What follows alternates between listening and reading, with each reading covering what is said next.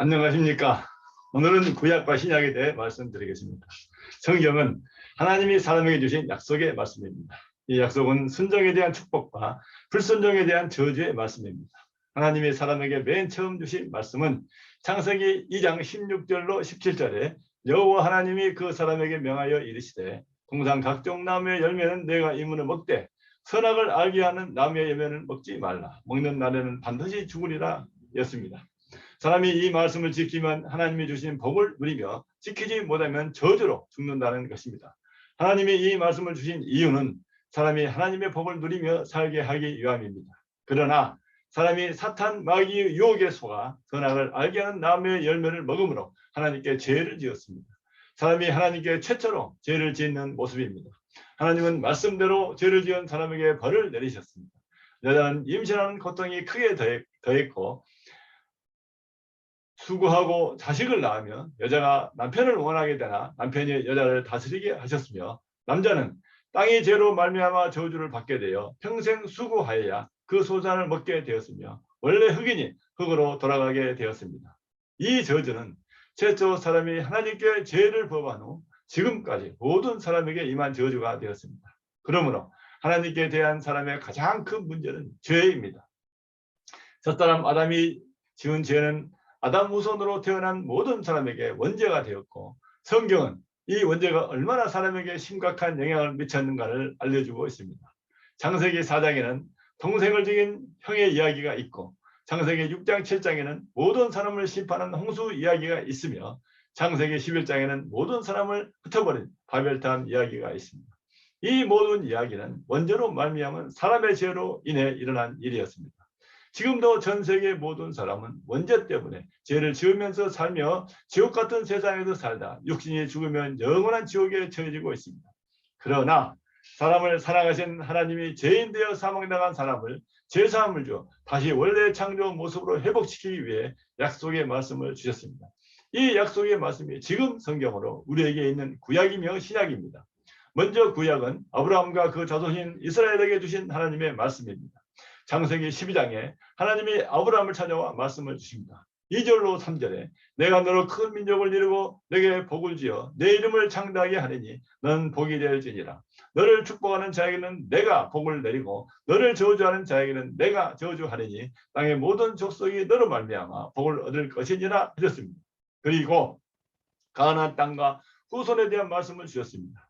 이에 아브라함은 하나님의 말씀을 믿었고 순종하였으며 하나님의 시험을 통과하여 믿음의 조상이 되었습니다. 이후 하나님은 아브라함의 자손인 이스라엘에게 제사함과 지켜야 할 율법을 주셨습니다.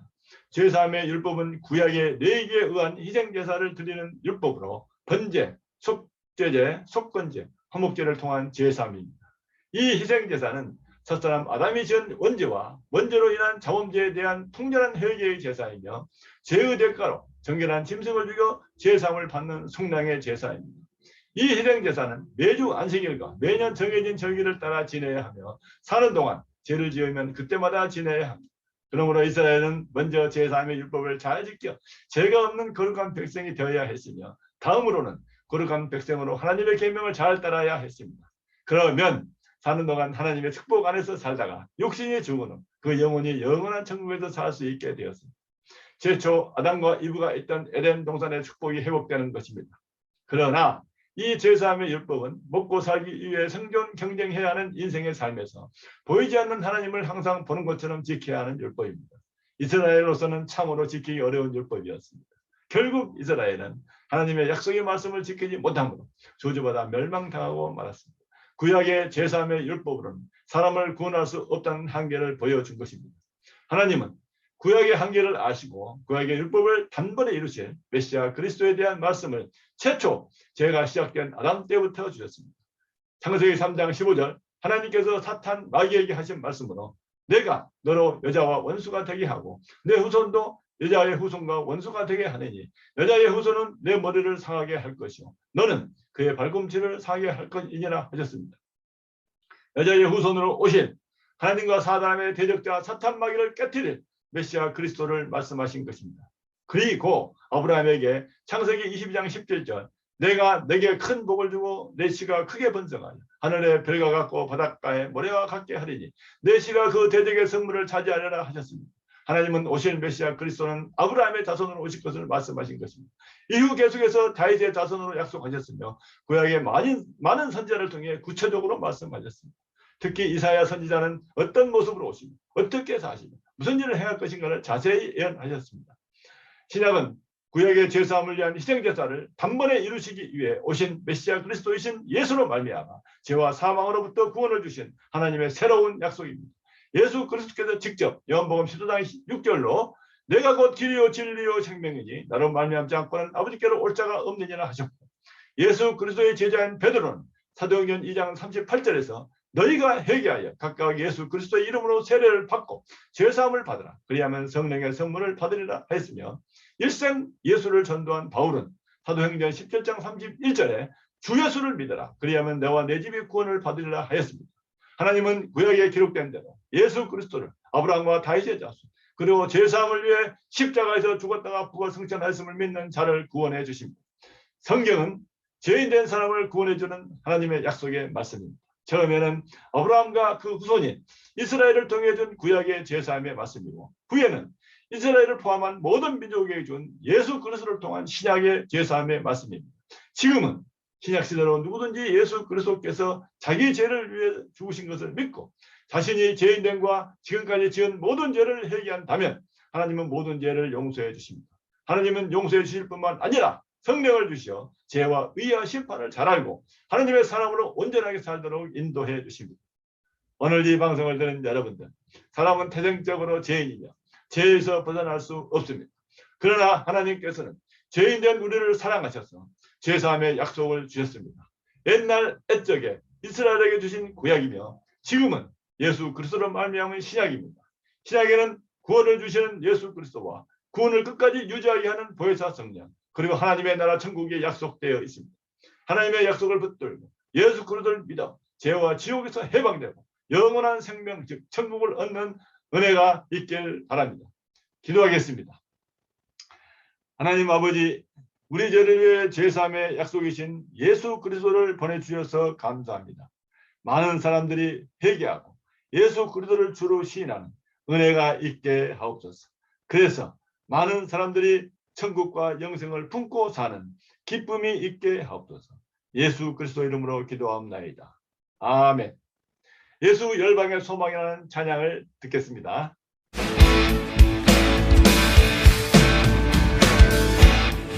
예수 열방의 소망, 예수 우리의 위로자, 주는 온 땅의 영원한 소망.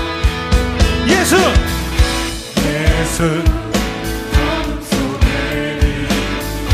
예수 변함없는 진리, 주는 온 땅의 빛이 되시네.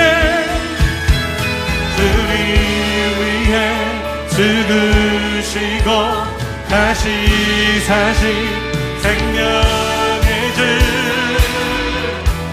주님만이 소망이요 변함없는 반석이라, 주님만이 온 세상을 비추시네.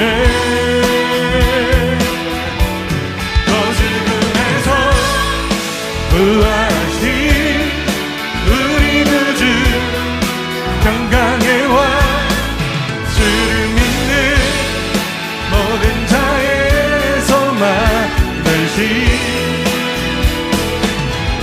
주를 믿네. 아멘.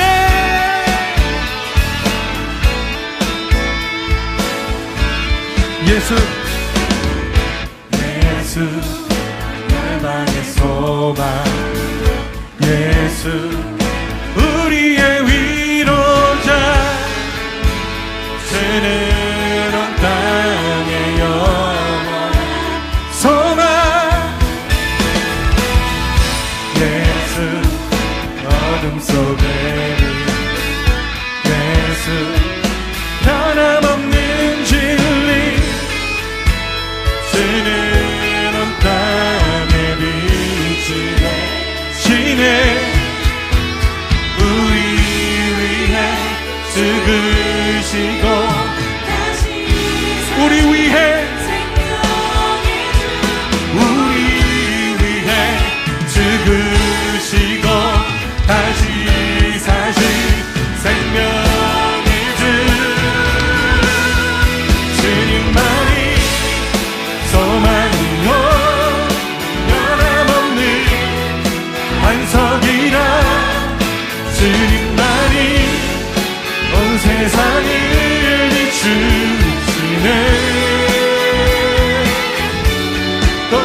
죽음에서 부활하신 우리 구주 평강의 왕. 그렇습니다. 주님이 우리의 소망이 되십니다. 주를 믿네.